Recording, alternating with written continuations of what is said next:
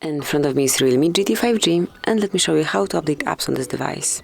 So first of all, just open your Play Store, then tap on your account icon and click on Manage Apps and Device.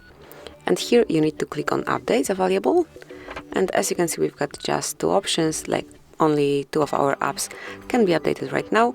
And you can either update one particular application by tapping on Update right next to its icon, or you can update all by tapping on Update All.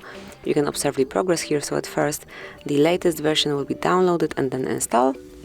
And meanwhile, you can use your device in a normal way, and then if you open Play Store again, you will see the progress. So this is it. This is how you can update applications in your device. Thanks for watching. Please subscribe our channel and leave the thumbs up.